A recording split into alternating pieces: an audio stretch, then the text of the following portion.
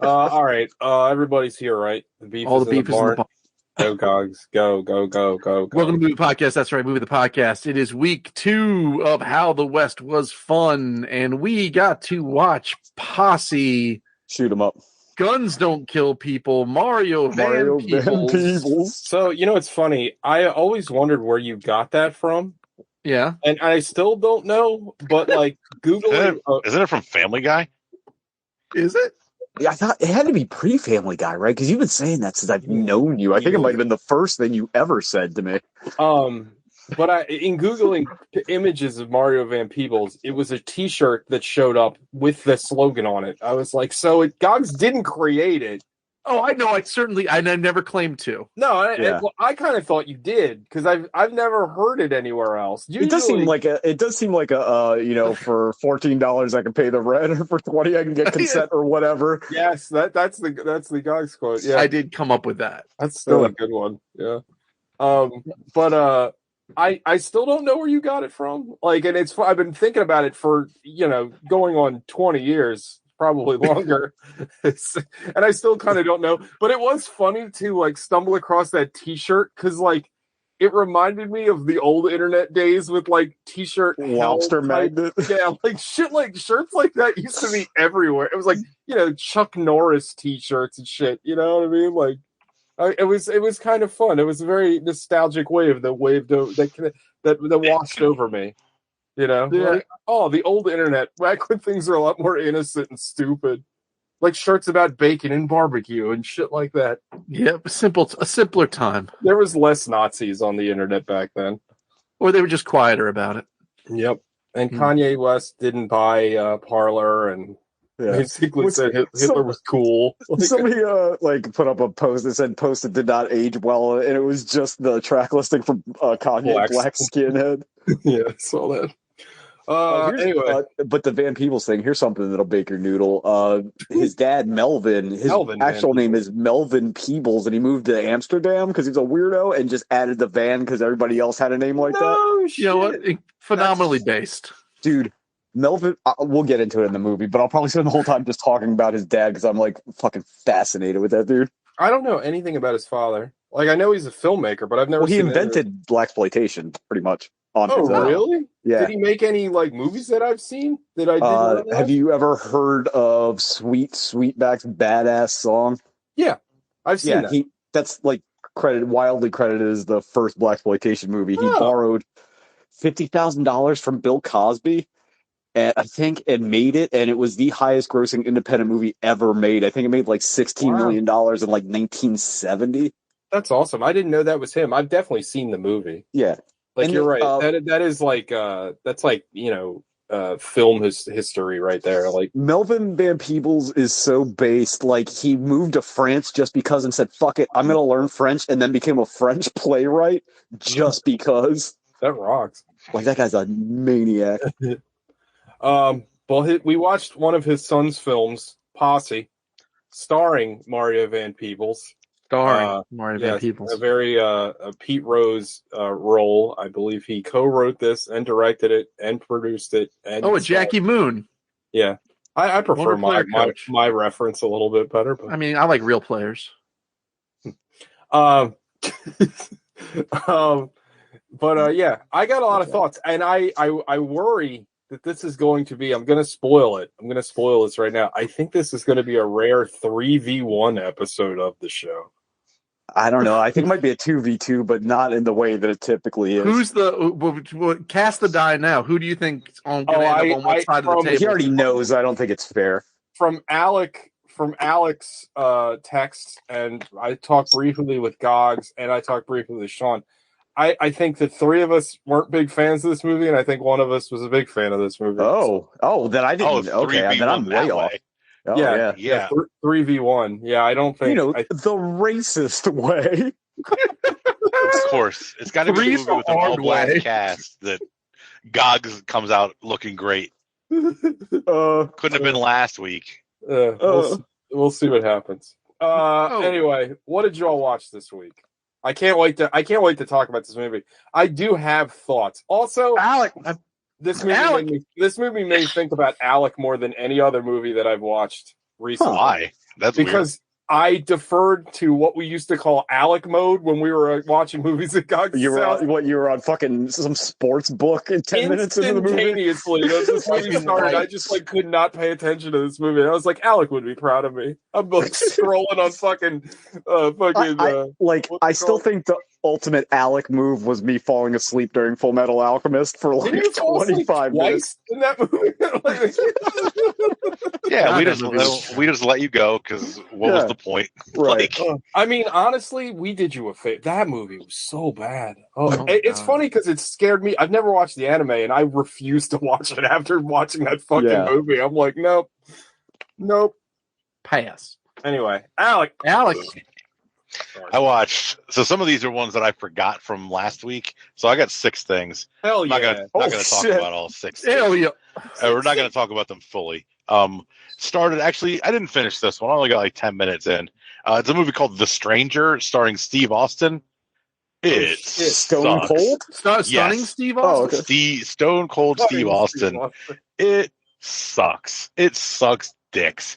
It's so bad. I got like 15 minutes in and turned it off. And then I wrote it on my notepad because I write all my movies that put that on. I watched all my. Well, I guess I shouldn't say that because that's not necessarily a bad thing. It just is terrible. You weren't on the show horrific. yet when we were in our Steve Austin phase when we were watching those caliber movies, were you? No, didn't you watched one of the Condemns with us, didn't you? We didn't watch the Steve Austin Condemned. We watched State of Execution, and that was it. Yeah, I did not see that. But this movie is Tactical Force. It's so bad. I put it in my notes because I have like an open. I have like an iNotes thing just for the podcast where I write all the upcoming months. I keep track of the episodes. I write the movies I've watched, and I have a copy of the questions if we ever go back to the movie questions. It's like QuickBooks for this show. I love it. Yeah, I wrote The Stranger in there. And then, like 2 days later, I had to IMDb The Stranger to figure out what it was because I couldn't remember. I was like, "What the fuck is that?" I asked Stacy. She's like, "I have no idea." Did you have to scroll through all of Steve Austin's filmography to find it? I didn't even remember that he was in it. Like I just had the title, and then finally I got to one like 3 pages down that said Steve Austin. I was like, "Oh yeah." What happened in the 15 minutes you watched? Just briefly. He's like, I couldn't even follow it. He's an amnesiac, anti-coyote. Like he's saving people by running them across the border instead of. Oh, I thought you meant he was like he busted. Sending them back. Yeah. Like a. Yeah, that's what I thought too.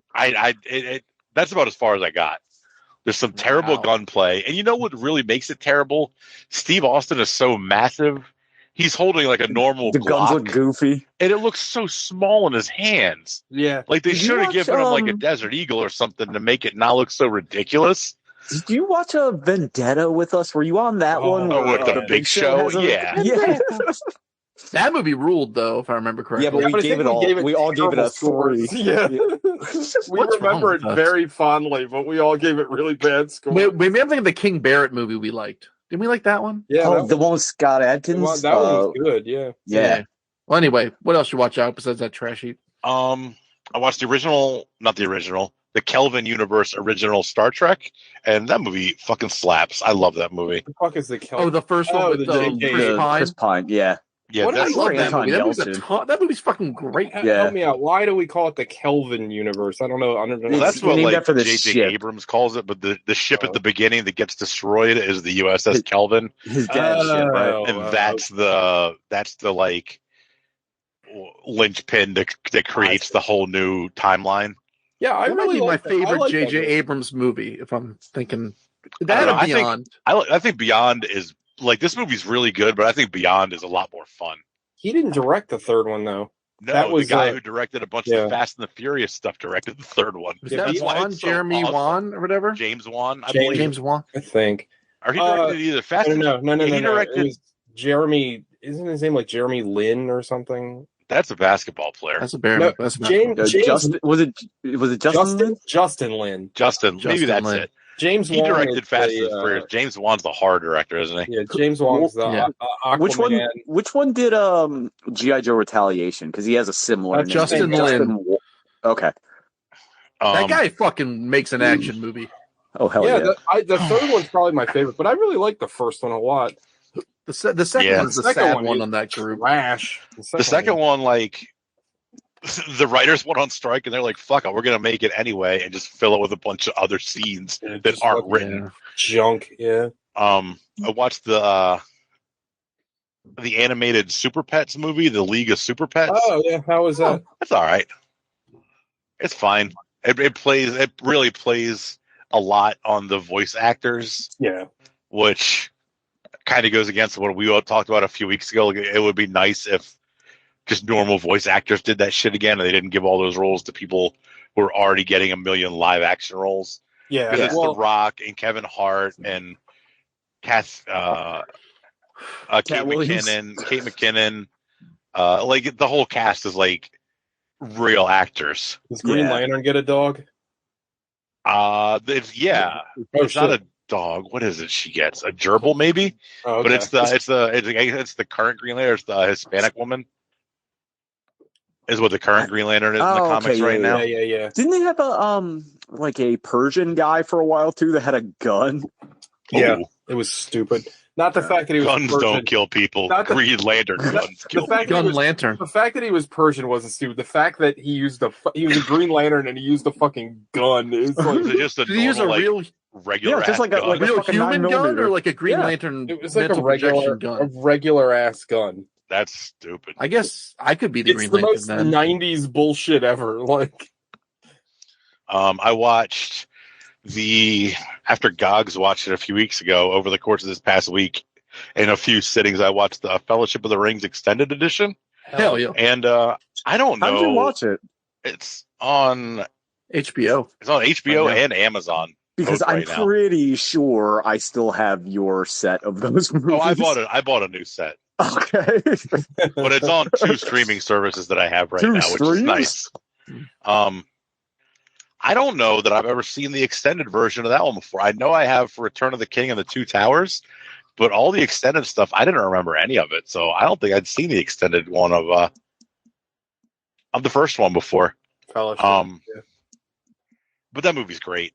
Oh, And yeah. it really, I know Gogs was saying that all the stuff with Boromir that they kind of expanded out, that was really cool. But Yeah, I it made it love great. the scene in Lothlorien that they like tripled the time of. Instead of a quick like 5-minute stop, they spent like 20 minutes there, and like you get more time with Galadriel. And I thought that was really good. It really fleshes her out more, because really, like, you only spend like 2 minutes with her Yeah. in the original cut. Yeah. But that movie fucking slaps.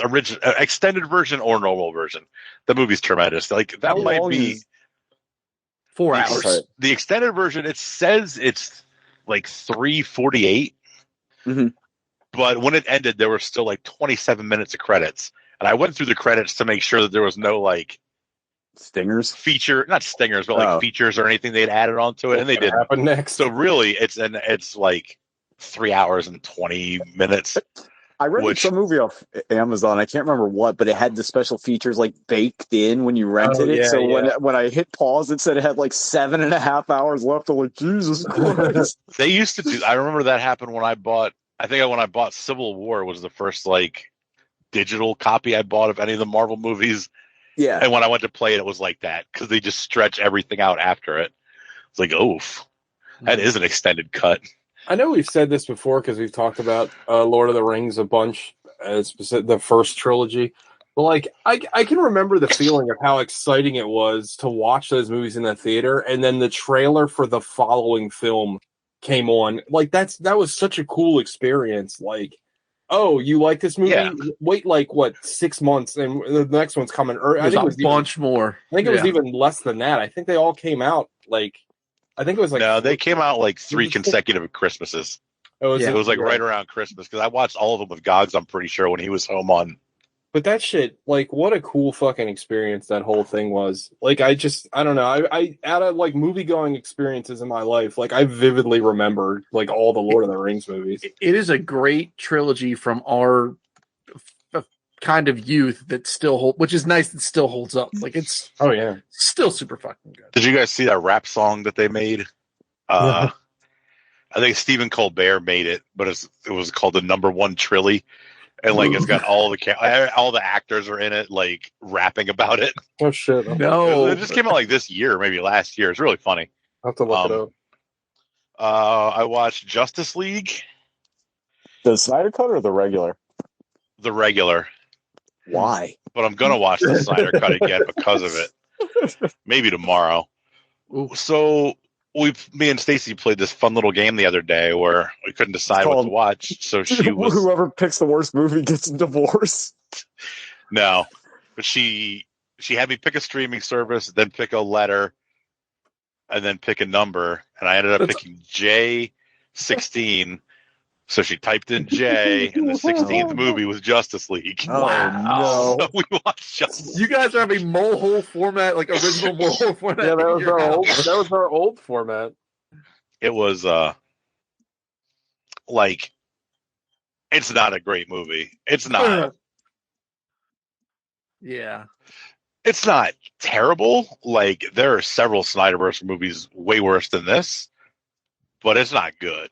Really? Because like at least like I thought kind of the prevailing thought for all of us, and I guess maybe yours wasn't, was that like it was worse because it's so like unfocused and stitched together. Like that's kind of how I felt about it.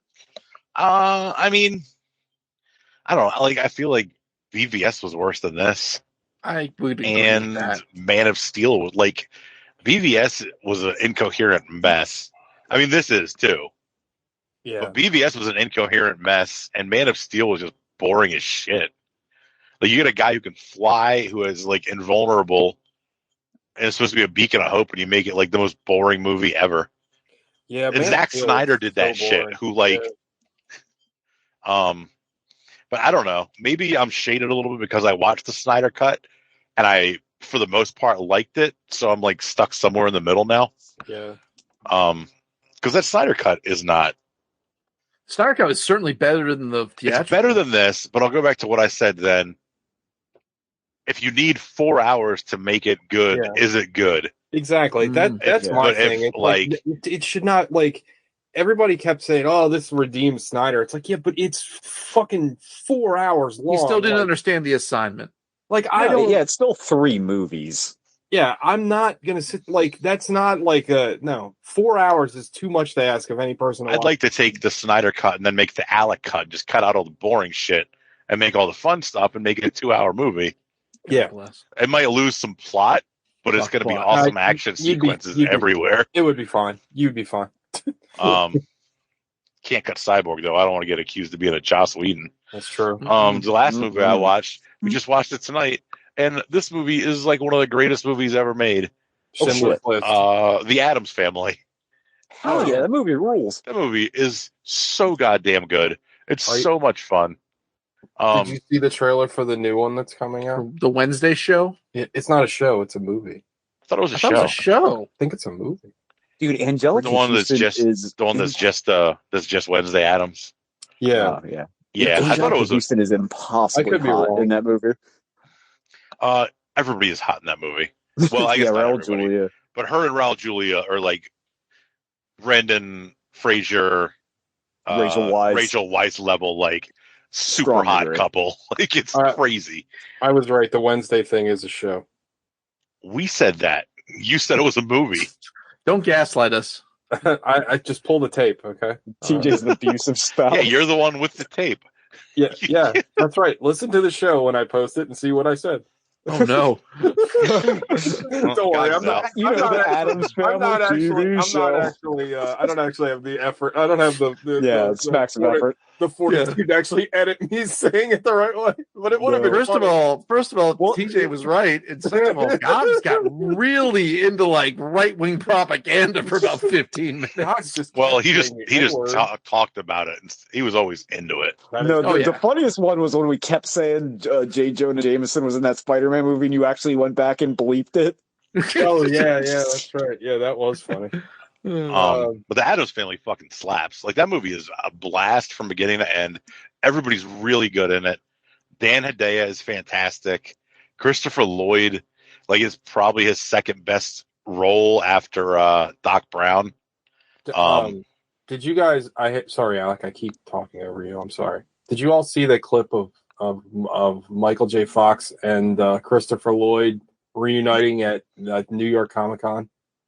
No, I didn't. It legit made me Yeah, kind of it tear was up a little very bit. sad because It he's like, he doesn't look great. Like, Christopher Lloyd looks way better than Michael But, J. Fox. And like, Oh, I don't know, you can tell that like Christopher Lloyd seems like a really genuine person, and you can tell that they have like, they're definitely friends, and it was Yeah. oh man, it was It's like, very I hard think to watch. if it's the same picture I'm thinking of, because there's a couple of them, but there's It was one. the 'cause Christopher video. Lloyd's like, It was the video that I saw, so Oh. it made it even worse. Like Christopher poor Lloyd's like Michael. really tall, and Michael J. Yeah. Fox is just kind of hunched over, so he's almost like hugging him at the waist. It was tough. Oh. And yeah, Sorry, but yeah, it was tough. As like a '80s kid, it was just like, oh man. But that movie is so much fun. Yeah. And everybody's such a blast, and everybody's such a treat. Christina Ricci is so good as Wednesday. The kid who plays Pugsley is really good, and he's dead now. Is he Oh, really? Jesus. Yeah, I can't remember his Holy name, but I shit. read that like in the trivia. Oh, wow. It's terrible. It is terrible.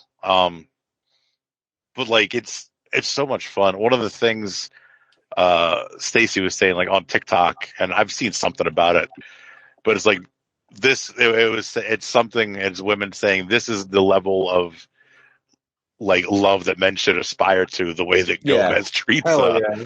treats Morticia. And it's absolutely true. He puts her like on the biggest pedestal ever. Hey, if you give me a big hot goth girlfriend, I'll be just like Gomez. Hell I'll yeah. get the pencil you know- mustache and everything. You know, the original Gomez was John Aston, Patty Duke's husband, like Sean Also- Aston's adopted dad, and he teaches drama at Towson, or at least he did. He's from Baltimore. Yeah, he lives in Maryland, or he did live in Maryland. I don't know if he still lives in Maryland. But Alec, how do you feel about Addams Family Values? Because I remember liking that movie a lot as well. I remember loving that movie. I remember thinking that was great too. But we're gonna watch it. We're gonna watch it at some point this week, so I'll let you know next week. Because I remember loving both of these. Correct me This if I'm wrong, but isn't like this kind of like how they did the Brady Bunch movie, where it's like they lampshade how goofy they are in like current day, so it's actually really funny. Yeah, people react to them like, "What the fuck is actually happening here?" But yeah, they act like there's a whole thing with like the school play, and they go and the teacher is showing Morticia all of the other kids. Like they had to do a project like I want to know your hero and put their heroes pictures and report to their heroes on the wall. And it's like George Bush, Barbara Bush. I can't remember the other ones they said. And then it gets to Wednesday Addams and it's like Cecily DeGrom Adams, like the 5th generation witch who was burned at the stake. And it's like a drawing of her like being burned alive. But it's a blast. And I thought it was the second movie, but it's this one. It had over the closing credits had the Addams Family rap by MC Hammer. Oh yeah, Which I still can recite line for line. They do what they want. At least the chorus. I can do the chorus. I could have sworn that the Addams Family rap was in the second one. I didn't think it was in the first one. You know why you're thinking that? I'll tell you exactly why, and this is going to be fucking insane.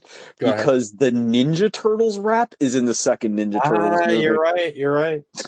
Ninja rap. He came up with that off the top of his head. He was in a fucking nightclub at the docks. No, I'm talking about canonically.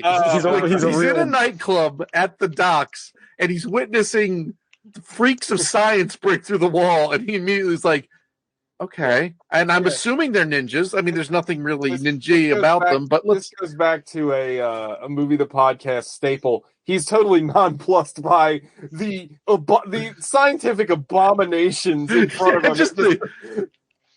I mean, I wouldn't be able to come up with a rap about it, but if these things like busted through a wall in front of me, like your brain would somehow find a way to rationalize, like, oh, they're in costumes or something. I don't think I could rate a rap about it on the spot. But not only did he create a rap, he should have created a rap of what he was witnessing. He knew their lore somehow, and they were secret. Like they didn't, like he knew about what they do and exactly who they were. I love that scene. It's hilarious. That's everything. Who made Addams Family? Do you remember, Alec? Who directed Barry it? Sonnenfeld. It's his first movie he directed. Oh, that's cool. He directed this, and then some random piece of crap, and then the sequel to this. And then started getting that Men in Black money. Yeah, I love that Men in Black money. He directed something that we watched on the show that was like fucking horrible, if I remember correctly. I don't remember. There's something he directed recent all the Men in Blacks. He directed Wild Wild West, which I can't believe that could be somebody's Western. Oh, it could somebody's be. Western pick for one of the next 2 weeks. If not, it should be. Did we watch The Quick and the Dead? Did we watch we didn't watch any of the Men in Black movies, did we? We did watch 2. We watched the second one a while ago. Maybe was it Good Morning Vietnam? No, that was Barry Levinson. Oh, no. I know what it was. He directed Big Trouble. You remember that? The Tim Allen movie? Yeah. Wait, I remember liking that movie. You did like that movie. The 9/11 movie. Yeah. Yeah, he directed that. And somehow he's connected to Blood Simple. I don't know how. Well, anyway. Anything else, Alec? Nope. TJ. Oh shit. I watched 1 1/4 things. Well, and one thing I'm not going to talk about because I'm just going to make Alec mad. I watched Midsummer again, but that's not the thing I want to talk about. I almost watched Midsummer again. It's almost November. Stop watching summer movies. Nice. No, the big movie that I watched Halloween Ends. Oh no! Oh, I really thought you were gonna like preempt something to make us watch that on the show since it just came out. Alex, but I guess we're already gonna be doing Clerks 2 or Clerks 3 at some point. Let me tell you guys, I love you all too much to make you watch this fucking movie. It's so bad, and it's not like fun bad either. And it's funny. I said this I think I was saying, I can't remember if I was texting Sean or Gogs, but I think it was Sean, but it doesn't matter. I don't know why I focus on that part. But what's that? I can't remember who I was telling this to, but I think that this movie and the Star Wars sequel trilogy. That was me. I feel like the Halloween from, what was it, 2016, 2018? I can't remember. The first one of this trilogy and The Force Awakens. These trilogies are the same, right? Because they started off with a strong one that I think generally most people liked. Me being one of them. I like both of them. Then the second one was like, wait, what the fuck? What the hell is this? What are they doing? Where the hell are you going to go from here? And then the third one's like just some random bullshit that they put together. And then it's over. And both of them are supposed to be these like culminations of these, this story that has been told for, 30 years, 40 years. Tale as old as time. And it's garbage. It's just a total punch out nonsense ending. They're like the same thing. It's fucking wild. Like Halloween Ends is so fucking bad and like so stuffed full of just the most ridiculous choices I've ever seen in a fucking movie. So let me just tell you this right off the bat. Michael Myers is in this movie for like 10 minutes. They do a time jump for some fucking reason. Well, they have to, because at the end of Halloween Kills, I don't know if y'all remember this, but Michael Myers was like beaten half to death and his hand was shot off and his fucking he was shot like 600 times and he still got up and killed everybody. And remember that Michael Myers is a normal man. He's not like a supernatural man. Also, he is conservatively about 75 years old by the time Halloween Kills comes around. So anyway, if you remember, he gets away from the mob and then he kills Pam, what's her name? I can't think of her name. Pam Grier. No, Judy Greer, yes. He kills Judy Greer, and then he presumably gets away somehow. And so they don't know how to resolve that. Because remember, Halloween and Halloween Kills take place in the same night, which again was a narrative terrible decision. But not to be outdone by their first horrible, terrible narrative decision. This movie decides that he just got away. He's just a dude. He's just an old man that's wounded half to death. I have to go to my home asylum now. the fucking you must have so much smoke inhalation. Anyway, so he just got away. They do like a year time jump, and then what? Yes. Hold on, I'm not done. And then for about, I'm not kidding, about 40 minutes. Well, hold on. I'm sorry. There's a cold open to this movie that I totally forgot about. This is how inconsequential this fucking movie is. There is a cold open to this movie where the character who turns out to be our main character, Corey, he's not Freddy, he's not Jason, he's Corey. Thank you for that one, Sean. That one's for you. So Corey is a babysitter, and he accidentally murders the kid he's babysitting in like the most hilarious way possible. Like, what?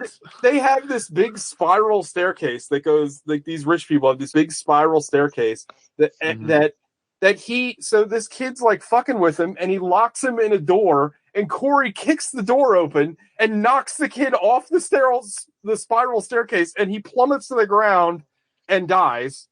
And then that's the opening of the movie. That sounds hilarious. Oh yeah, it was great. Does it happen on Halloween? Yes.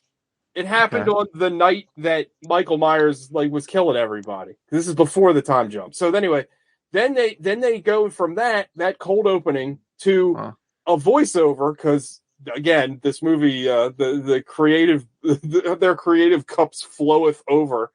There's so much fucking Jamie Lee Curtis voiceover in this movie. She's like, "Hey, Harrison Ford, how did you do that like punch out voice actor work in Blade Runner? Let me see how your notes."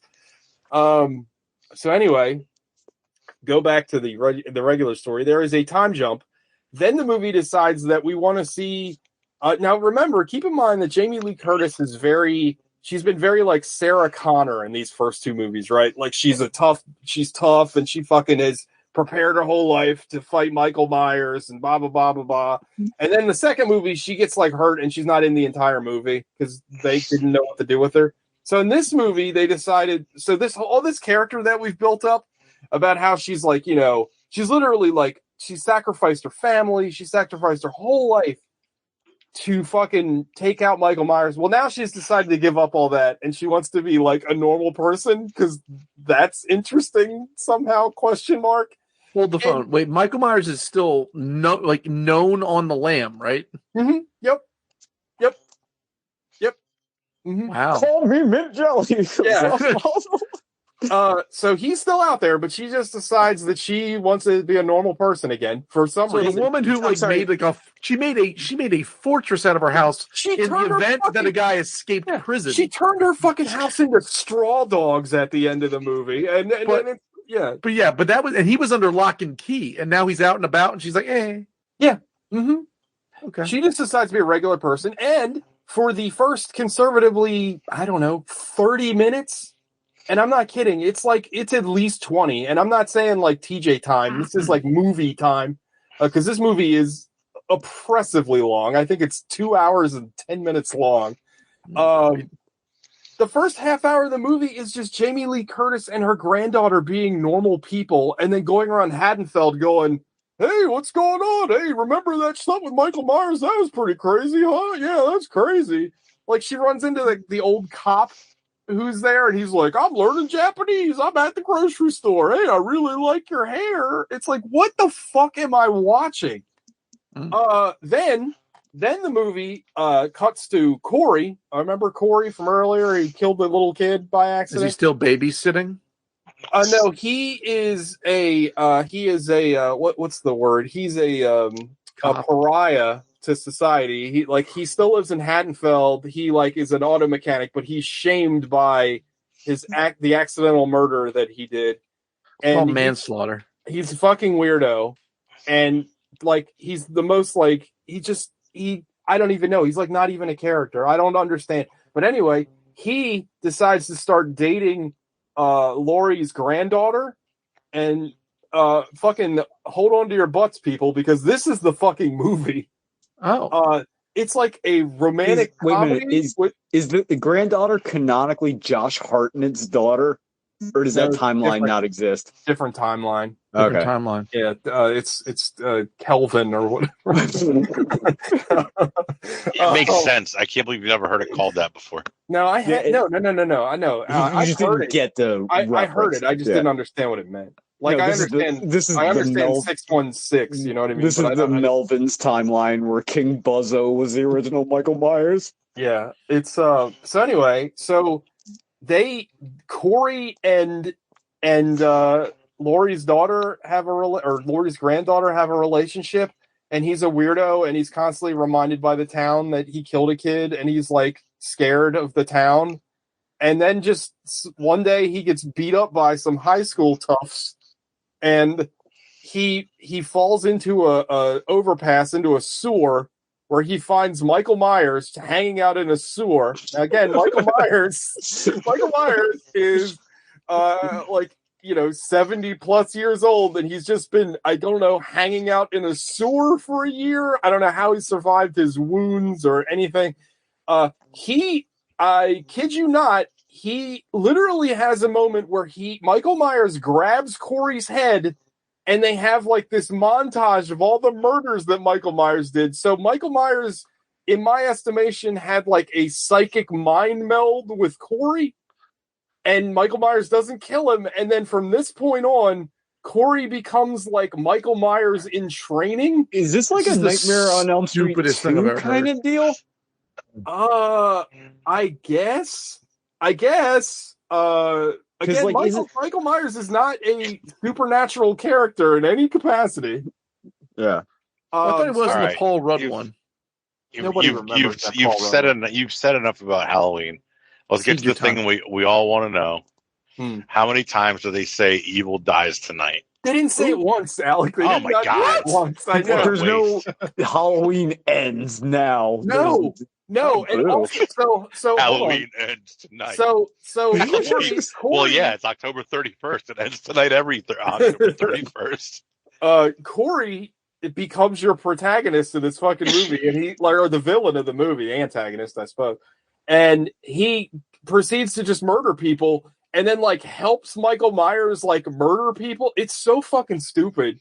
And like he holds him up for him because he's too old. I mean, basically, it's like it's so bad, and like it doesn't make any fucking sense. I will say the only thing this movie has going for it, aside from just being so incredibly stupid, is it is insanely violent. It's like they decided they like had nothing to go off of, so they just made it like the most violent thing I've ever seen. Like it's like but that's usually a good thing. Like, don't we like usually complain Serbian about film, that? Like, or like it's very like a Serbian film. I mean, it's not far off, to be honest. It's pretty fucking disgusting, but like there's nothing to it. Like there's no plot, and it takes too long to get to the kills. And then eventually, like, there's a showdown between Laurie and Michael Myers because they're like, oh, fuck, we forgot all about this part of the fucking whole thing. And it's really boring again. And Michael Myers, spoiler alert, eventually dies, and he gets thrown into a wood chipper after he's dead. And it's like, this is over now. And it's like, not what happens to Corey? He also dies very uneventfully. It's terrible. It's fucking terrible. Here's a list of words that rhyme with Corey. That's all I could think about when his fucking name was Corey. Allegory, Montessori. It's like Corey on the cover of Non-Threatening Boys. Also, look up what Corey looks like, the actor. He looks like fucking Charlie Kirk if Charlie Kirk had a regular face. I'm telling you, a regular sized face. This movie sucks where it fucks. Instead of that Dick Tracy fucking pumpkin head he's got. Dude, this movie is so fucking bad. And like, here's the fun part, and I've talked about this a bunch with movie, I don't know, social media and movies nowadays, because everybody universally hates this fucking movie. So there's these people now that are popping up. They're like, well, actually, it's a fucking masterpiece, and you just don't understand the whole trilogy. It's like, no, no, my friend. Like, actually, actually, this whole trilogy is a meta commentary on the fandom. It's like, no, it's not. Wasn't that the point of Scream? It's a retroactive black comedy and a retroactive satire. Yeah, exactly. And it's fucking hilarious because, like, the takes I've seen are like, this is if you knew anything about Halloween, this is actually what John Carpenter would have wanted. It's like, bro, John Carpenter didn't want to make Halloween 2. What the fuck are you talking about? I don't even know if John Carpenter likes movies. I think he just likes the Lakers and Sonic the Hedgehog. He likes Sonic the Hedgehog, yeah. Yeah. But yeah, don't waste your time with this, guys. It's awful, and it's very long. Like, if this movie was 90 minutes, I'd probably be a lot, like, kinder to it, because it is incredibly stupid, and like, maybe if I have to say, when I watched this, I was in a very bad mood, and maybe that affected my viewing, but man, it was awful. I hated it so much. And the last little thing I want to talk about, very briefly, because it's only a TV show and there's only one episode of it, watch Chainsaw Man. For God's sakes, Chainsaw Man is the greatest thing ever. It's about this guy who's, like, really fucking poor, and he's doing work for the mob because he can't pay off his dad's debts. And he's, like, selling off his, like, organs and his fucking balls and his semen. And he also hunts demons to pay for the mob. And then he inadvertently, like, becomes half demon and then turns into a chainsaw man. But he's, like, a young man who is so poor, his, like, big dream in life is to get a girlfriend. But he'll never get a girlfriend because he's super fucking poor. And so after he gets, like, the chainsaw man powers, his big goal in life is to touch boobs. I mean, it's amazing. I can't recommend enough. The animation of the show is fucking fantastic. It's super violent. It's a lot of fun. It's funny. Like, I love it. It's only one episode. It's on Hulu. I don't know why everybody kept this a secret from me, but, like, Hulu has, like, a ton of anime. And it's like, I almost, like, subscribe to Crunchyroll because, like, the ads for Chainsaw Man are like Crunchyroll, but it's on Hulu, the first episode, and I assume the rest of the season, because it's one of the neat things about liking anime in this day and age is that it's running concurrently in America and Japan. So, like, it's not like the old days where, like, it would air in Japan and you have to wait like a year for it to come out over here. Like, it's on weekly in Japan and it's on weekly in America too. So I think new episodes drop on Tuesday, but I highly recommend Chainsaw Man. And I've already, like, I love the first episode so much. I'm, like, halfway through all the manga, and let me tell you, it gets even better. So big fan, Chainsaw Man. 23 minutes. What the fuck else are you going to do in 23 minutes? Not much. Cook some French fries. I do that pretty often. That's a long time for French fries. Not in the air fryer. It's got to preheat and then.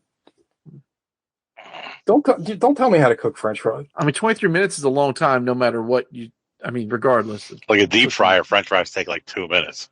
Yeah, but it's an air fry. I don't need the oil. It's not you ever went like full psycho and fried French fries in a frying pan in oil like it's a deep fryer? That's a dangerous task. I've done that. Yeah, I've done that. I've been there. I swim in deep waters. Don't do it shirtless.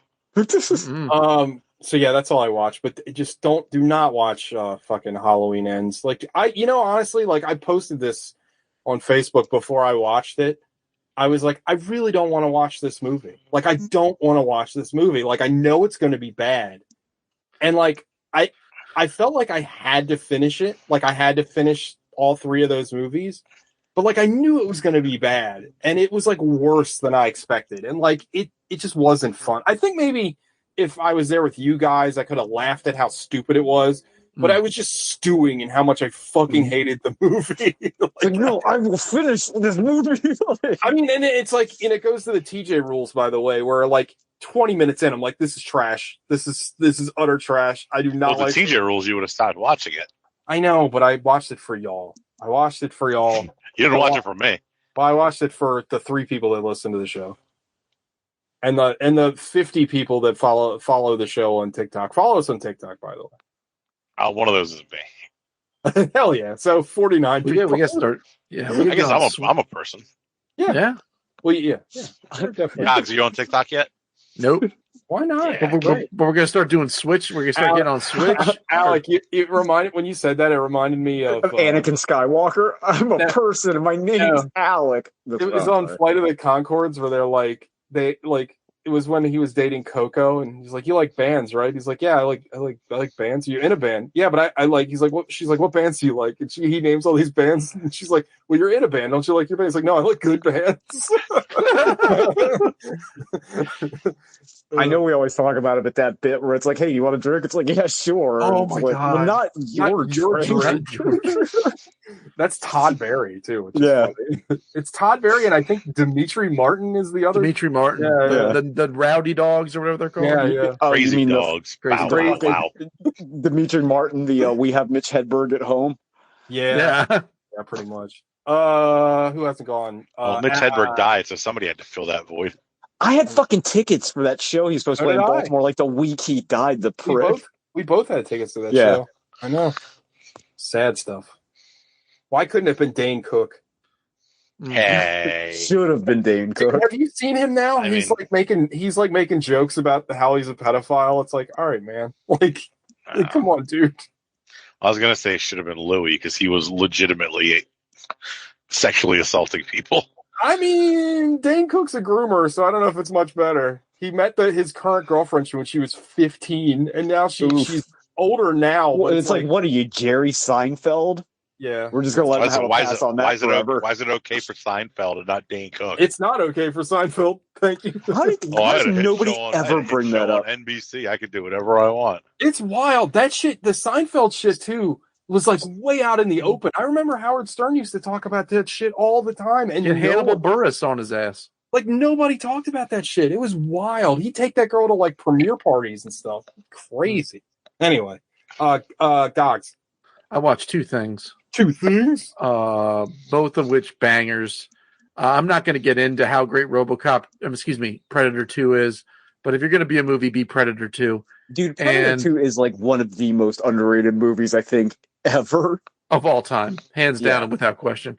I would love to set up a movie marathon where it's Predator 2, Aliens, and RoboCop 2, and just have like three of the greatest sequels of all time. I feel like you got to have like you got to throw Aliens out and pick another underrated sequel because like Aliens is like way too well received. But I'm just talking about like the super fun over the top sequel. If you're talking about I'm just disgusted by you because you're talking about greatest sequels ever, and Terminator 2 isn't even listed. Come on, that's correct. Terminator 2 is like out of canon now for Gogs. Don't forget. So fucking ridiculous. Like Terminator, that's correct. Terminator 2 hands down is one of the best sequels ever made. Like it's not even.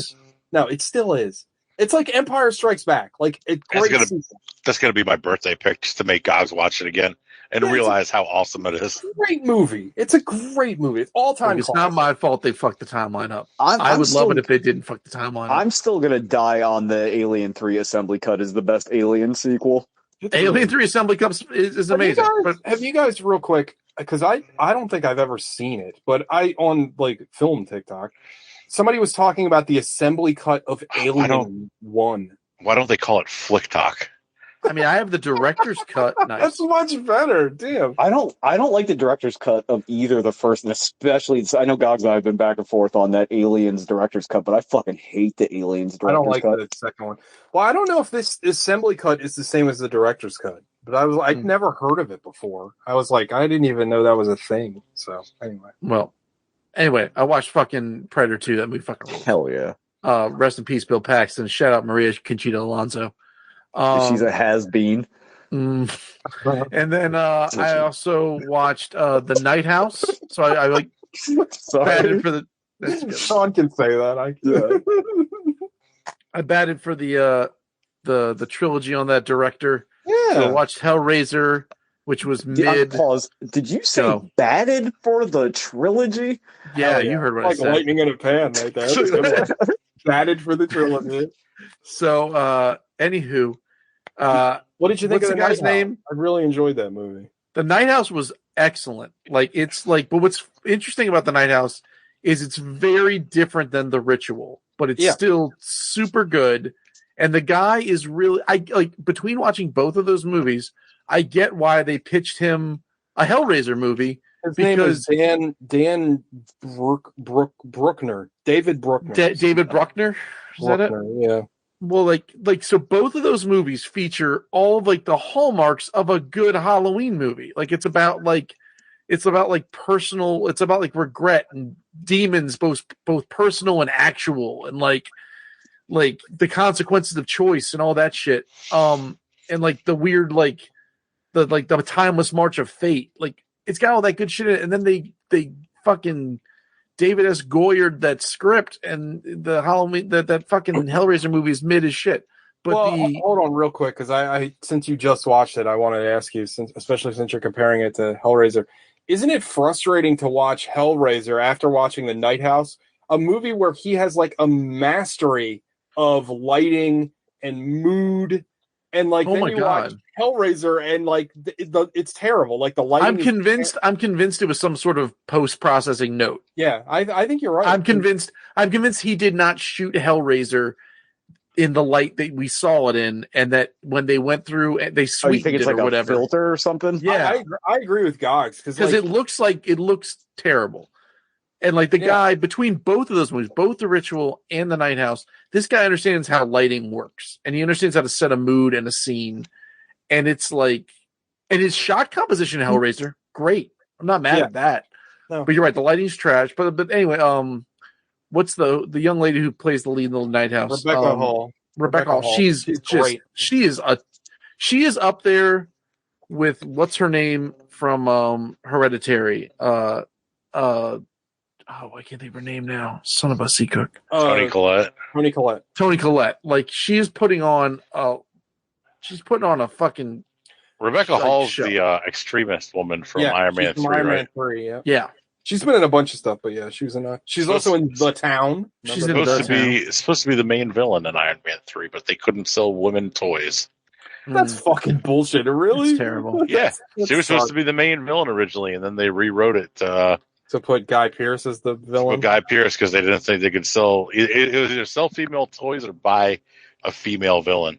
That's fucking ridiculous. Yeah. Well, thank God we got Hell out of the deal eventually, and yeah, she's putting on a clinic in this movie. It's basically a one-man show too, because no one else in that movie is really doing anything. Not in a bad way. There's nothing for it. There's not a lot of characters in the movie. There's only like 4 characters in the whole movie. Yeah. But yeah, she's great, and it's a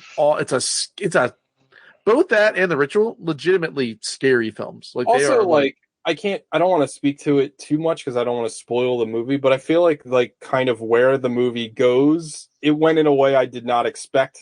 Like I was like, by the time it gets to the end, I was like, oh, okay. Like that's pretty wild, pretty creative. Like I did not expect that I started getting hints of maybe that was what was happening when like she like explored his books and stuff. Yeah. Like I sort of saw it tell it, but like it's so well done. No spoiler, highly recommend. Without spoiling it, I said that my Letterboxd review was that this was the best Final Destination movie. Like, that really, you know what? Yeah, it is. It's a great movie. I'm glad you liked it. It's one of those movies that it's funny because I downloaded it. I had this movie for like a while and I just kept putting it off. And then I watched it. It's like, why did it take me so long to watch this? I fucking loved it. Probably because the name is really stupid. The name is not great. The name is not great, but man, it's a good movie. And like, it really sucks that Hellraiser is so bad because like the guy can direct a fucking movie. Because like between those two movies, like bangers, like The Ritual and The Night House, 2 bangers. Yeah, hands down. But anyway, that's everything. Sean. The only thing I watched was a movie called Death Capo, which is a movie I can recommend to literally no one but TJ, just because it's like a really shitty, stupid kaiju movie that Hideki Anno has a cameo in. And oh shit, Hideki Anno, the creator of Neon Genesis Evangelion, and also a director of show favorite Shin Godzilla. That's right, and Shin Ultraman, which I'm really hoping will pop up on the internet soon. I heard it's really not as good as Shin Godzilla, but what is? I was going to say it can't be as good as Shin Godzilla because Shin Godzilla. Also, Ultraman is substantially a goofier property than Godzilla. Oh yeah. But I still want to watch it. Yeah. But that's all I watched. We've gone pretty long as it is. What was Death Kappa about? Is it about the turtle, like the kaiju? Yeah. And there's like just like weird singing numbers, and like it's got like a extended scene that's almost the same exact scene as the Samuel Jackson and Scarlett Johansson bass scene in the Shadow. Or the Spirit. Spirit. But they're dressed up like Japanese Nazis and how they're using kaiju to restore Imperial Japan or whatever. It's really bad, but TJ would like it. Yeah, I would love just it. Because it lampoons so much of that stuff. It was on Tubi. I'll have to watch it. Sean, there's a movie on Netflix that you need to watch. I haven't watched yet, but I'm sure you would have the same love for the matter that I would. It's called The Redeem Team. Okay. And it's about it's a documentary about the 2008 Dream Team that Kobe Bryant basically assembled. Oh shit! I do want to see that. America to number one in the world in basketball after the 2004 team shit the bed. Did they even place? I think they either came in third. No, didn't even place. I don't think they even medaled. No. So then the next team had Kobe, LeBron, Kevin Durant, coached by Coach K, and they just ran over everybody. It's only like an hour and a half long. I might watch that tomorrow. But I think Did I tell you you would love it. Yeah, I know Netflix has been doubling down on their sports documentaries, which I think is like my favorite genre of movie overall. But did I mention the NBA Twitter thing about Dahmer? Did I mention that on the show? I think I sent it to you guys, but no, I don't think so. It was like this dude goes, he's like, I miss me with that Dahmer shit. If I want to see a white dude just cooking black people, I'll watch the Dallas Mavericks. And it was just a bunch of pictures of Luka crossing people over. That's hilarious. Oh, by the way, so one last thing about the guy that directed The Night House and The Ritual. He apparently is part of a movie called Southbound, which I've heard of. I've never watched, so I'm going to have to watch this. It's like an anthology. It's an anthology. It's an anthology movie, yeah. So I might have to watch that. Southbound Tales? It's called Southbound. The cover. I'm contractually required to watch it if it's called Southbound Tales. Look up the cover. The cover is fucking sick. It's like it's an intersection, it's a bunch of highways that make an intersection that's a giant pentagram. It's fucking awesome looking. Like very evocative cover. All right. Anyway, that's everybody. Gogs. What happened in Posse? And you keep talking because I have to pee really What bad. happened in Posse? What didn't happen in Posse? It is 9:27. You have 5 minutes to tell us what happened in Posse. Done. Movie opens in Cuba. Because I have to pee. No, movie opens to old. It's going to take you that long to pee. Movie opens to old man talking about black cowboys. Okay. Then they go to Cuba and they're talking about Jesse Lee. And Jesse Lee is under the command of the prettiest man I've ever seen in my entire life, Billy Zane. And Billy Zane doesn't want to get his uniform dirty, so he's going to keep sending in Jesse Lee and his squadron of African-American gentlemen who may all or not be conscripts through some sort of work release program with prison, where work releases go to Cuba and fight a war. They get hoodwinked, bamboozled, run amok, and sent off into the woods to go get some Spanish guns or what have you. End up with a chest of gold. Because I guess for some reason Billy Zane's not legally allowed to loot and pillage in this war, so then Billy Zane's going to double cross him with a guy he's an albino, but he reads as Native American, and I guess that's his Billy Zane should be in this movie more because Billy Zane should be in this movie more. Fucking blast. Billy Zane is his eyelashes in this movie. My God. So Billy Zane and Mario Van Peebles have a moment. They zap each other. Bop, bop.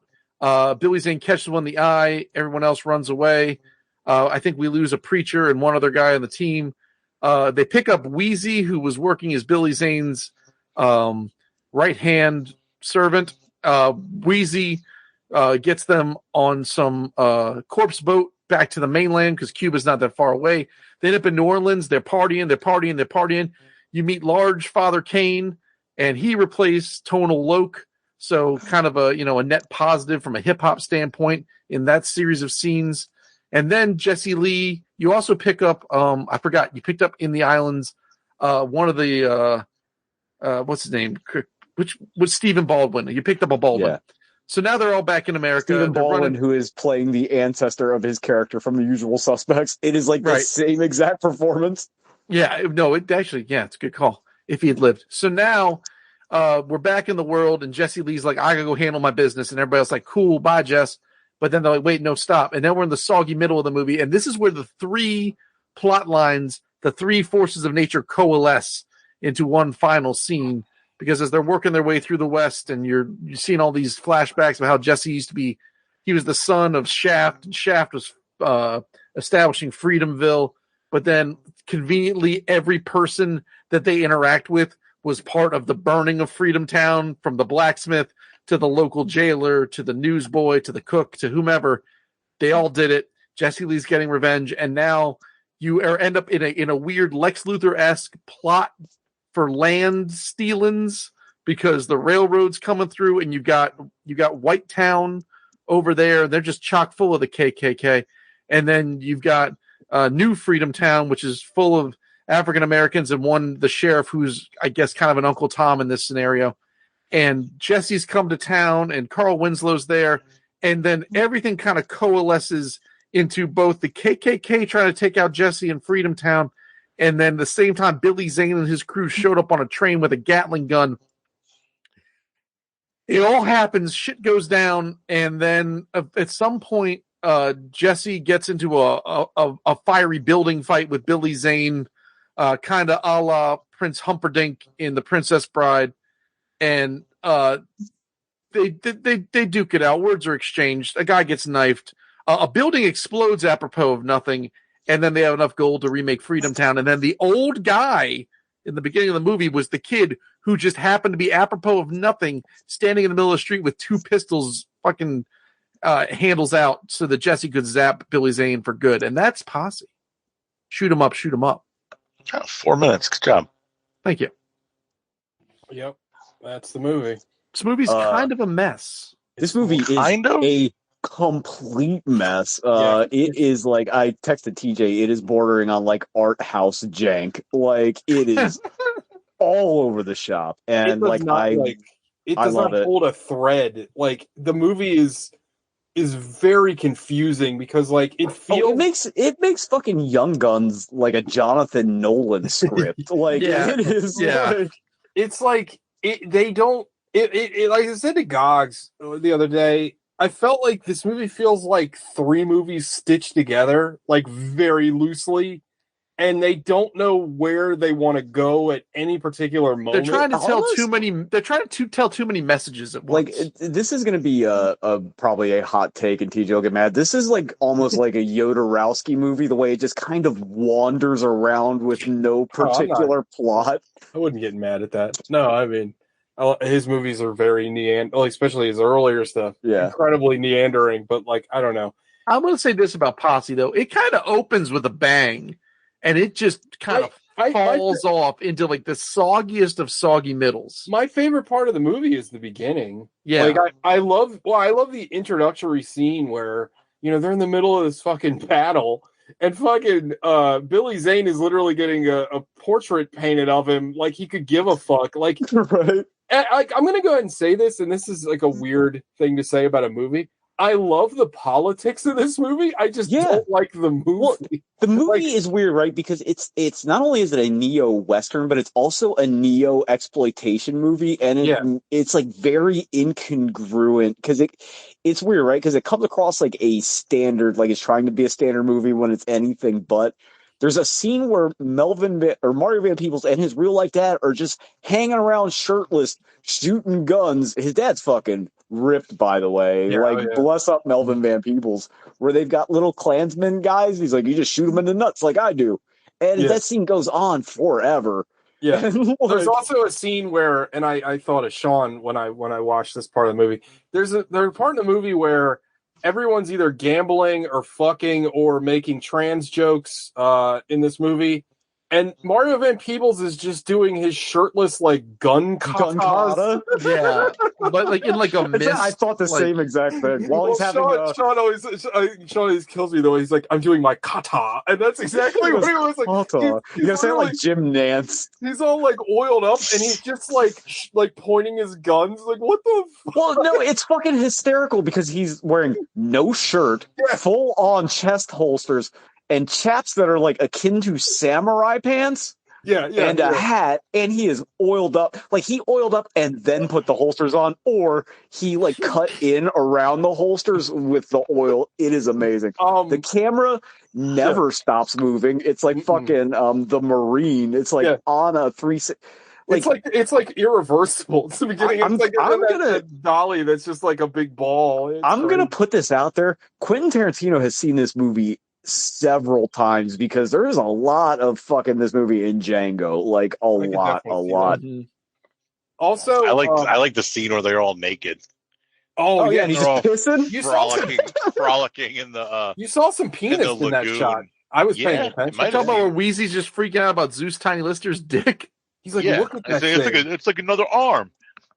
Yeah, everybody's dicks out and there's ass. It's great. Real quick, speaking of gay stuff, Big Daddy Kane and Stephen Baldwin are definitely coded as gay in this movie. 1,000,000%. Also, Big Daddy Kane might be the best one-shot rapper actor ever because he's really good in this movie. Yeah, he's the best actor in this movie. Like, he's really good. I mean, that's not saying a ton. Like, you stop it.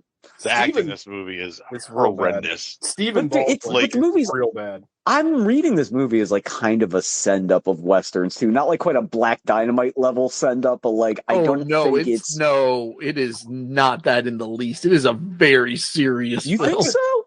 Oh my God! The way that with the bookend at the end about 8,000 black cowboys and this that, there's no way they're trying to make a joke out of. They're trying to.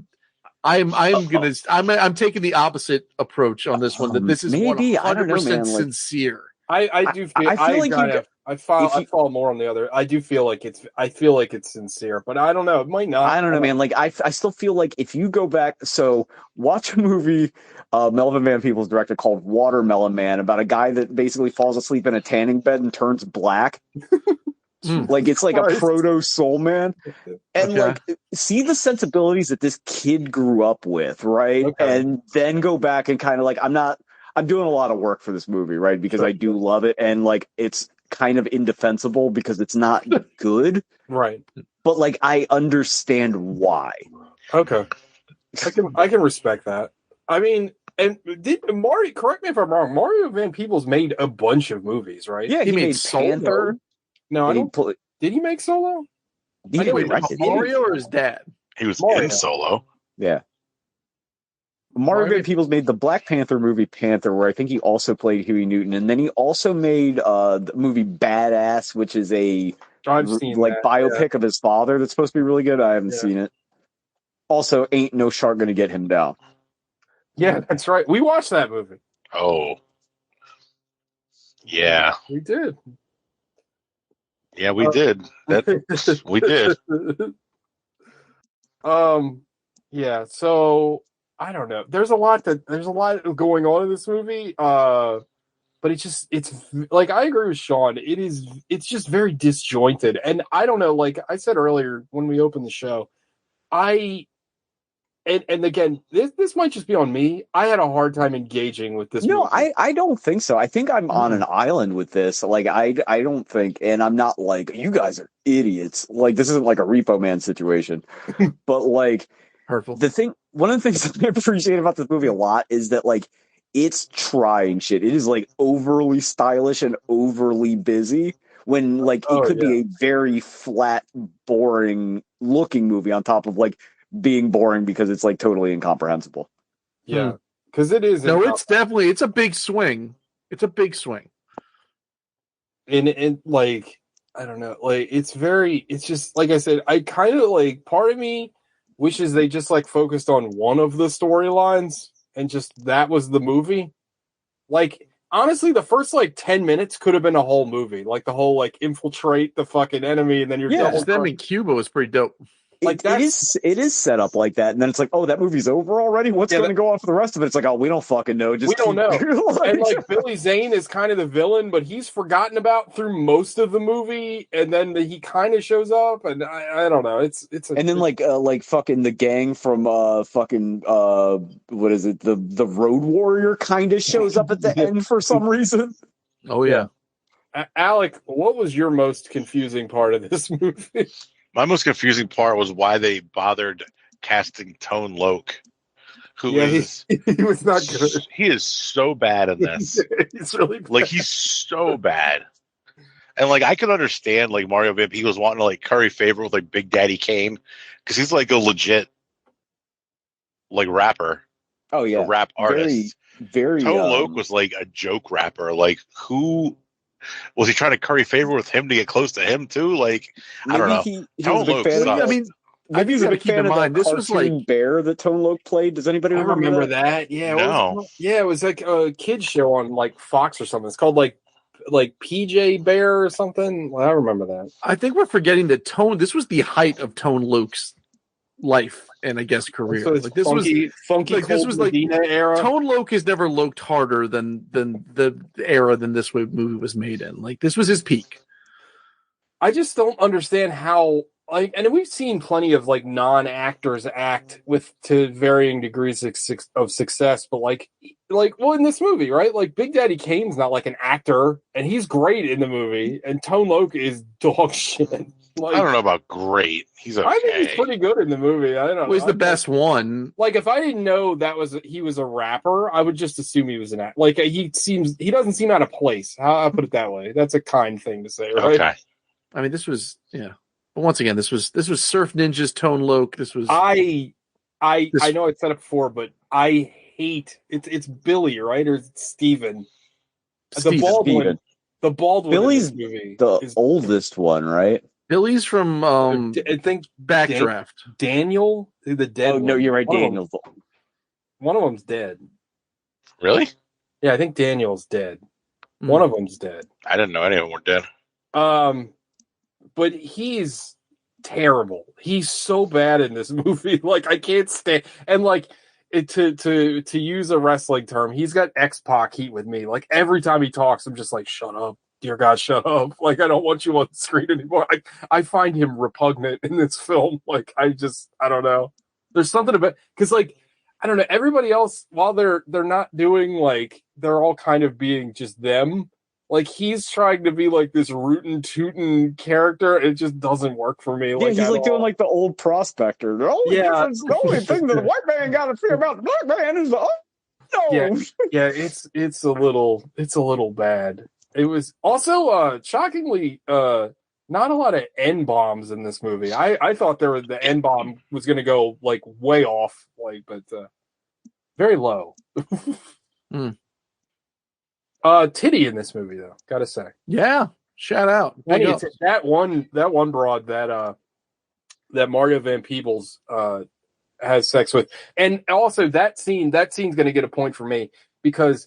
This reminded me. This was in the 90s, right? This wasn't in the 80s movies. This was in the 90s. It was like 90s. The late 90s, early 2000s. But the sex scene, the Mario Van Peebles sex scene, reminded me of those fucking like 80s, like Jerry Bruckheimer, like overly artsy sex like scene, very steamy with Lisa Bonet. Yeah. Or it reminded me of like the parody that they did in It's Always Sunny, where Frank is fucking that girl, and it's like it's the same thing though. It's got like the slow sexy music and it's like artistic angles. Like, oh yeah, I forgot about these scenes. They used to have these in every fucking movie back in the day.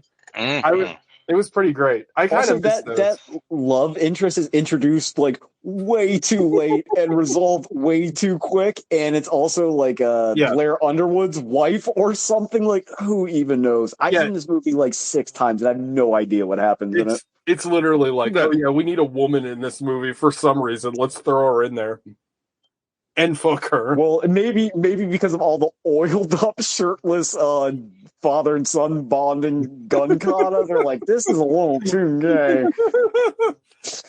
I can see Mario Van Peebles there doing all that shit. She's like, what's gay about it? Yeah, right. Yeah. Oh, another great thing about his dad in that movie, Sweet Slickback, there are sex scenes in it, and not all of them are simulated, and he plays the title role. Wow. Based. Yeah, he is based. Also, what is with like fucking wraparounds? Why does this have a fucking wraparound too? Like I was like, this one at least is just like informative. Yeah. Not just Billy the Kid and old person Benjamin Button makeup. Yeah. I still was like, you didn't need that like at all. Like I don't know. And then it ends on like a very a very progressive note where they talk about the fucking 1% and everything. I'm like, damn, look at this. This shit's fucking. But I think we've said this shit before. Like, anytime an old movie talks about problems that like are worse now, it's just like, oh, this is depressing. Yeah, right. Yeah, we fucking blew it. Yeah. Like, oh, people were talking about. People knew about this shit 30 years ago, and I was talking to somebody the other day, and I was like, when I was like 15, I was like, oh, racism and shit's gonna be like over like soon. Like, oh, we're counting down to the end of racism, and it's like, oh no, now it's worse. It's like, honestly, it's incredibly depressing. Like, it's one of those like things poetry. It rhymes. Well, honestly, like, I don't mean to go off on a tangent, but like, I don't know. I kind of thought, like, this is my naive thought, but like, I thought that people were getting more progressive. Like, everybody, I don't know any like genuinely racist people, like that are friends of mine, and I thought that like things were going to get better, and it's like, nope. No, that's what happens. You associate with people that are like-minded. Yeah, you're right, and so you don't see the racist stuff until you see it happening on social media or other places where it's because like the three people I interact with aside from my wife are you three. Yeah. Well, so it's just instant. Aside from Gogs being a turf, yeah. First of all, First of all, second of all. But yeah, I don't know. It's fucking sad. Like, again, we've brought this up a couple of times when we've had like political movies on the show, and you're like, "Oh, shit's gotten worse." No, I had a kid telling me that like her sister had a kid with a black dude, and her father had a problem with it. I was like, "What year is this, bro? Like, are you shitting me?" It sucks. It really does. Like fucking it just sucks. Like, I hate it. I fucking hate it. It's garbage. And those people are garbage, and it's a shame we can't just like get them out. just they can't die off. Those assholes get like fucking stuffing those beliefs into younger kids. But anyway, we're getting was really hoping COVID would have done a number on them, but I don't think it did enough for one. No, not enough. Anyway, purified them. Anything else we're going to talk about Posse other than the depressing state of the world? No, we're good. I didn't even finish this movie. I turned it off with like 15 minutes left. This movie is so bad. So you didn't see Billy Zane get like stabbed, shot, and exploded? Nope. And he got like a flaming arrow in the back. Yeah, I saw that in Robin Hood. Fair. When you were like Gog's like, I'll just rent it. Al goes, don't waste your money. I was like, this week's gonna go. Yeah, when he said that, I was like, I didn't watch it. Here's the thing, I remember loving this movie. Like, I had like fond. This is like, it's not quite a Krull moment, but it's not far off. Like, I would have thought that I would have been. I've never seen your soul crush so hard as when you watched Krull and realized how awful it was. And it was so great. I was so great because like it was like the Ralph Valentine scene. Like you could see his heart slowly breaking over the course of like 2 hours. I gotta like you could just feel like the air let out of the room. And I gotta give Gogs credit because I thought he was gonna go full fucking Q the Winged Serpent and be like, no, it's fucking great. And like, no, he didn't. He was honest. I think like his soul couldn't handle it. Like he legitimately.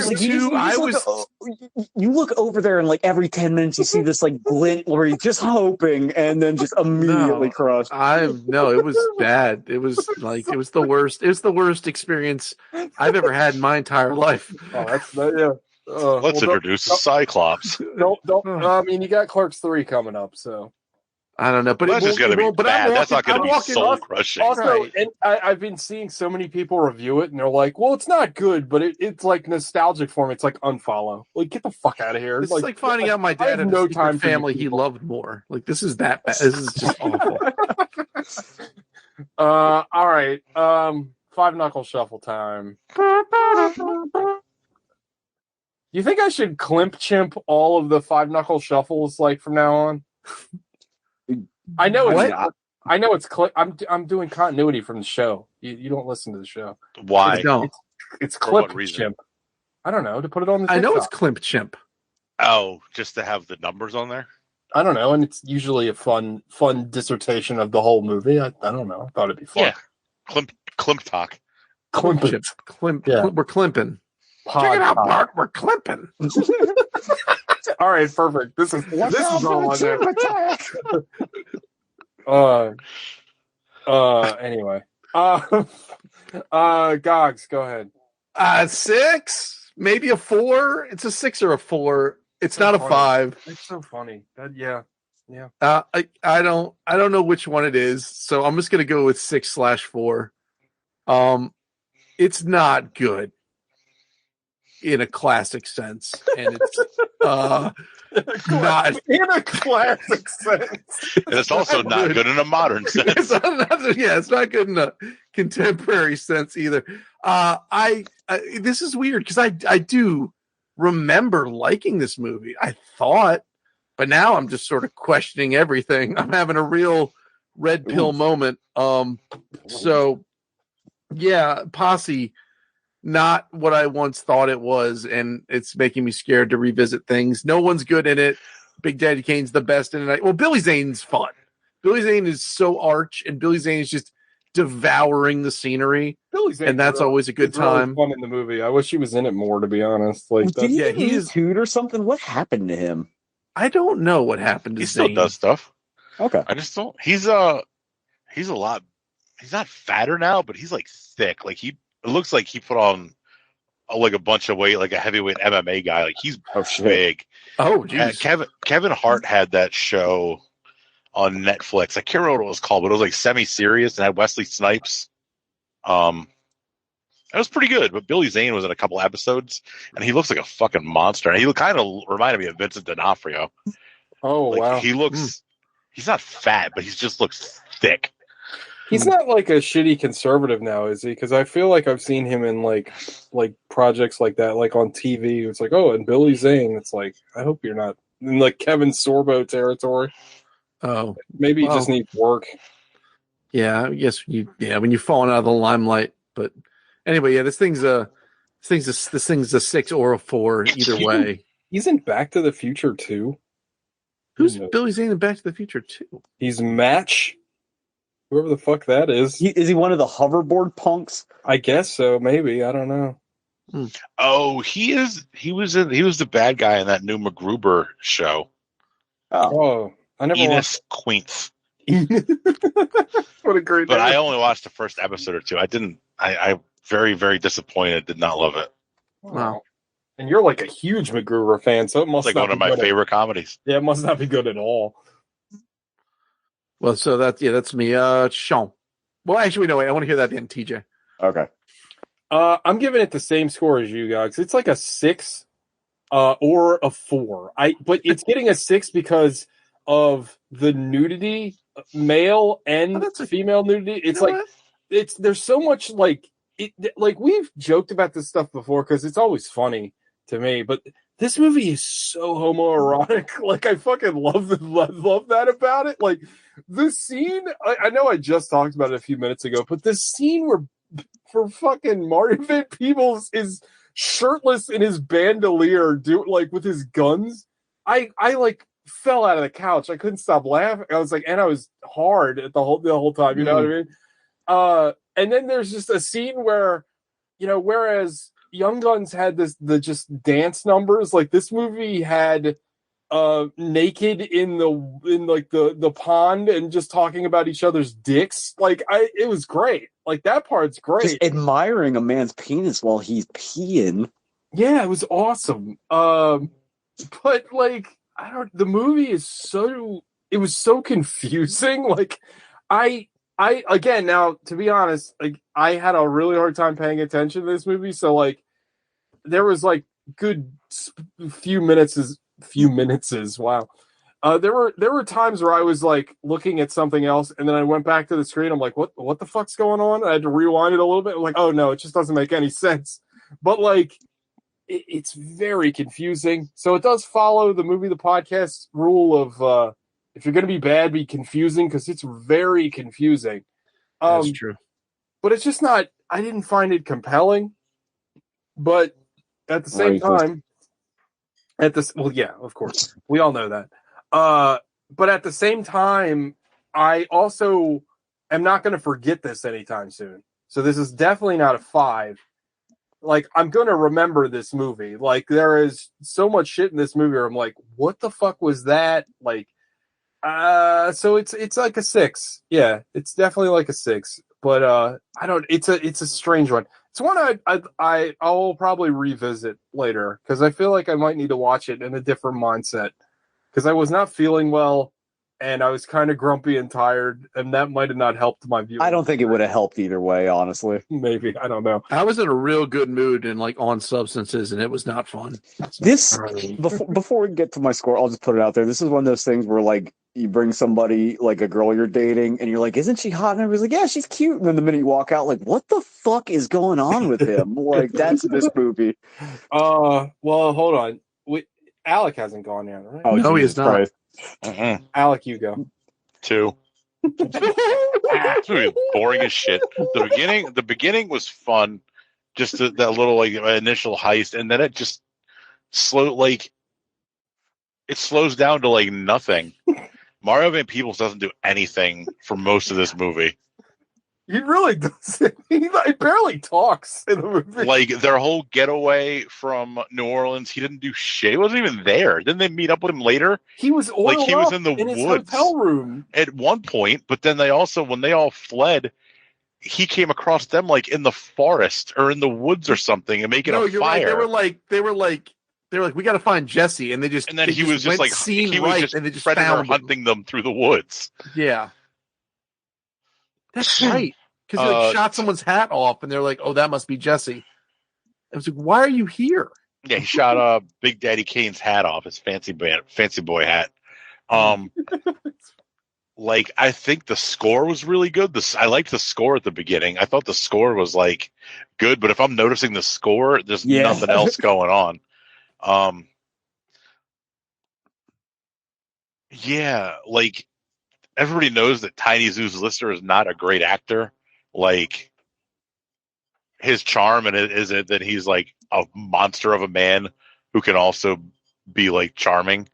But in this, he's terrible. Yeah, he's really bad. Like, oh, Jesse, what are we gonna do? Like, what the fuck? He was like, it was supposed to be like, it's not as good as his star-making performance in The Fifth Element. Fuck you. Well, I mean, it's like when he was the president of space. Hold on. No, when he was his star-making performance in No Holds Barred. Thank you very much. Yeah.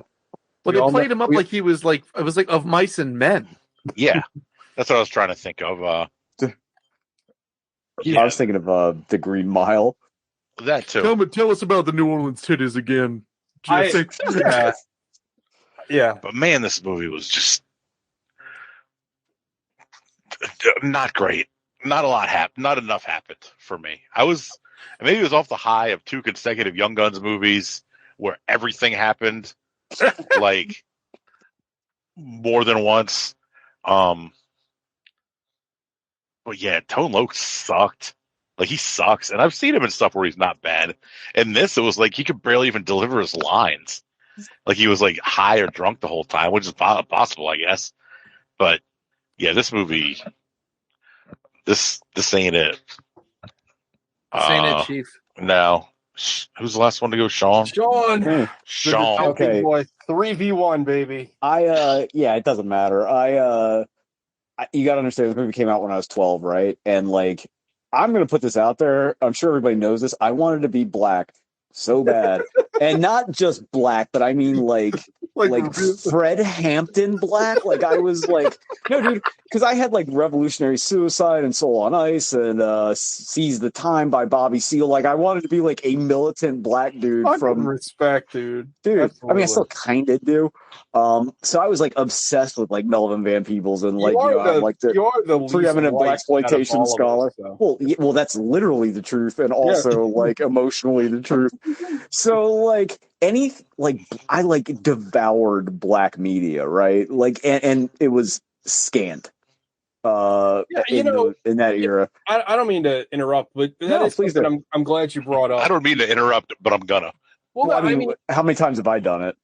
Well, I'm just saying that I'm glad you brought that up. With all due respect. Well, it's something I was thinking about as I was watching this movie. Like the velvet painting. Because I remember when this came out. Like honestly, like black cinema was not I mean, it's still not as prevalent as it should be, but like this was a big deal when it came out. Like, you know what I mean? Like, I feel like not to sound like George Lucas, but like an all black film. Like, an all black action film that actually has like black folk like having a romantic scene, very and other homoerotic scenes, and like it's not like.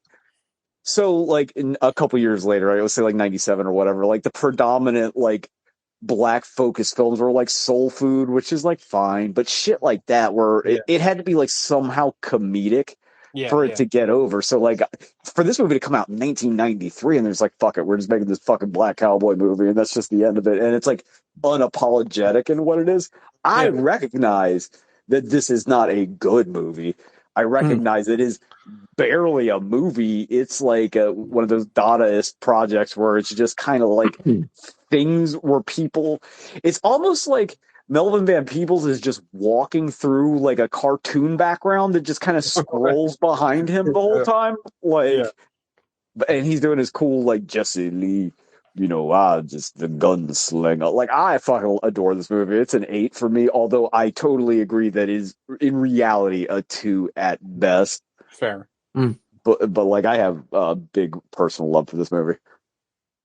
Yeah, I get that. I mean, we've talked a lot. And it's ambitious in a lot of ways. Like, I think that's like not arguable. No, I agree. It's just bad. I just don't think it works. But I definitely agree. He's taking big swings, and I again, like, it is something that's kind of lost watching it now, like with the passage of time. But like to make something like this is a pretty big deal when it came out. Like, that is something I'm glad you brought up, because you didn't have this stuff back then, like, at all. Like, like the contemporaries of this stuff, like, it wasn't until even I don't know, not even probably almost 10 years later, where you had kind of that blaxploitation kind of revival thing going on. But even then, that was because of fucking Tarantino. And you know what I mean? What does that mean? You know what I mean? The only time people cared about blaxploitation movies when a white guy was like, hey, these movies are cool. Like, and I'm saying that as a white guy that got into those movies then, but it is like, looking at it objectively, that's kind of shitty. Like, you know what I mean? Like, it's like almost like we were so starved for that you almost view Jackie Brown as like a black movie, even though it has like 3 black actors in it in total. Absolutely. You know what I mean? But I think, like, I have to tread lightly as a fucking fat white kid, but like, it definitely was that way. And like, as much as, I mean, we give Tarantino a lot of shit too.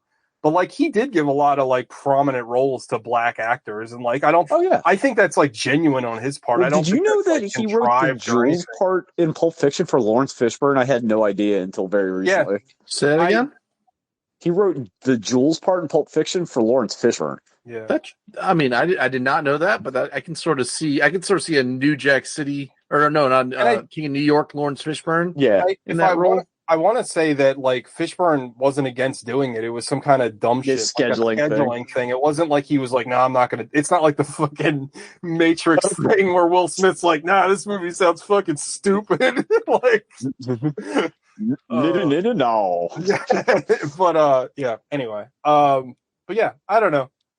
The movie didn't work for me, but I can understand where you're coming from. Where sometimes, you can't divorce your your initial feelings for a film. I've definitely been there many times. That's why I love Drop Dead Fred. I'm never going to watch it again. Dude, that movie rules, though. Rick Mayhall is the best. I'm never going to watch it again to find out if it rules or not. I remember Rick Mayhall, Fred. Yeah. That guy's funny because he was in some like British show where he was a punk that I've seen. Yeah, the young ones. Yeah, that shit's funny. That's just very funny. So it's my pick this week, right? Yes. Yeah. You whores are about to embrace instrumentality and watch. I'm not going to do it to you. I'm just fucking with you. We're watching Clerks 3. Oh, God. Were you about to say Neon Genesis Evangelion? No, I don't know how I would fit that into the Western theme. But no, let's get it over with. We have to. This is like Black Friday. Nobody's allowed to call out. Like, we all have to watch it, and we all have to show up. It's on. Next Monday. Next Monday is it's on the fucking Plex already. So yeah, Let's get it over with. Yeah, next Monday's looking tight. Sorry. And I think. Oh no! If somebody misses, we just skip until everybody shows up. I think the pick after that is we're doing a special episode for Kobe, and he wants to do. It's his birthday, so we're doing Way of the Gun. But that's in 2 weeks. That movie sucks. It's going to be better than Clerks 3. Yeah, you're right. It can't not be. I think Kobe said Way of the Gun. Anyway, yeah, because he got brought it up recently. So I haven't seen it in forever, but I remember that movie being trash. I remember liking that movie, but I don't know. But I was I was like 18 when I saw it. Anthony and I might have changed now. Also, when we were 18, and we fucking hated it. But then, since that time, that was one of those movies. I'm gonna put Boondock Saints in this category, or people are like, "You hate that movie? I love that movie. It's great." And I was always like, "Well, you suck."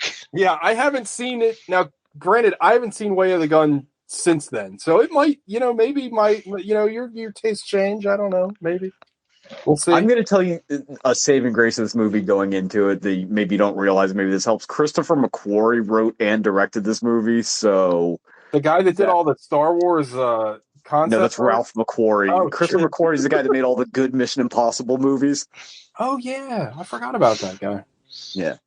Maybe it won't be bad. Maybe it was just ahead of its time for me. Well, it's got a lot of edgelord shit in it too, so it's kind. And I think I remember it's like what I think $1,000 to jizz in a cup, like Tell that what I cunt think to shut her mouth before I fuck starter head. It's like the worst line in the history of movies. It's so. Well, Sarah Silverman going, what are you and your fucking gay uncle over there going to do something about it? That's a much better line. That's a funnier line. Anyway. But shit, what was I going to say? I think a lot of the movie is like 2 weeks away. Everybody, that's not next episode. Next episode, we got to suffer through Clerks 3. Your mileage may vary with Ryan Phillippe. I think just in general, like I think he's one of those guys. He's not a good actor. No. Wasn't he in something recently that we liked where he was like older? I feel like he was. He's in MacGruber. Oh, that's right. That's right. I don't think that's the movie I'm thinking of, but he was in MacGruber and he's good at that. He's in that TV show of that movie Shooter that Mark Wahlberg did. I was watching I was listening to Chapo or something. I guess that's based on like a really long series of books that I had no idea about. Yeah. I didn't know that. Some super redneck. Yeah. Gogs, do you have anything to promote this week? I need to promote that in 2 weeks it's going to be also Halloween, so we may need to reschedule what day we actually record. But other than that, no, I got nothing. Halloween's on a Sunday this year. It's on a Monday. We'll figure that out. I might have to miss Way of the Gun. Oh no. Yeah, I guess it better. I guess at least Clerks 2 won't get postponed. Nope. I don't mean to end the show on a serious note, but I have a question for you guys. Okay. If you suck your own... How much longer are we going to keep doing this? No. If you suck your own dick, does it feel like you're getting a blowjob, or does it feel like you got a dick in your mouth? Think about that. It's a Schrodinger's cat thing. It's happening simultaneously. Schrodinger's dick. That's a show, everybody. Don't forget to buy Nate's book, by the way. My copy showed up in the mail today. Did you throw it in the garbage? Like I burned it immediately. Read it. Although I'm sure it's good as far as books go. I know nothing about them, but just don't read it. It's called One Person Can't Make a Difference. No, that's One man can't make a difference. No, that's what it's called. Yeah, I was right the first one time. person can't make a difference. Look up Nate's book. Nate's great. Friend of the show, Nate. Great guy. Remember, buying the book does not compel you to read the book. You can just buy it and just throw it right in the trash. Books are good for if you have like a rickety table and you need to shove one under one leg. Sometimes it'll help get it straight again. Or keep it in your bag, and if you go to the bar, same rule applies as Alex just said. If there's a bar stool that's a little loose or a little off balance, you just put it under there. You're good to go. I burned my first copy, but I'm going to turn the next one into 200 individual paper planes. Reappropriating the book and then carry it around because it's going to be. Nate wrote it, so it's going to be a little weighty. And when you see somebody read it, beat them with the book until the sight of books makes them flinch. The book has some heft to it. Yeah. I will say that. Also, I don't know what Spaceboy uses for actual printing paper, but it makes great litter for the litter box. Yeah. You can tell Nate wrote it because, like, when I write a book, it's about as heavy as like a Chick tract. Like, there is nothing there. Yeah. Oh, that's why I love your books. I can read them in like 2 hours. Who's got time to read? I mean, I got to read it quick. Me. I got to read it quick so nobody sees me. I was fucking bored writing it. I didn't even edit them. I was like, I'm not writing and reading. I don't want my dad to disown me. All right, everybody. That's the show. All right. Bye-bye. Bye-bye. Eat your own ass. Goodbye. Normalize eating your own ass.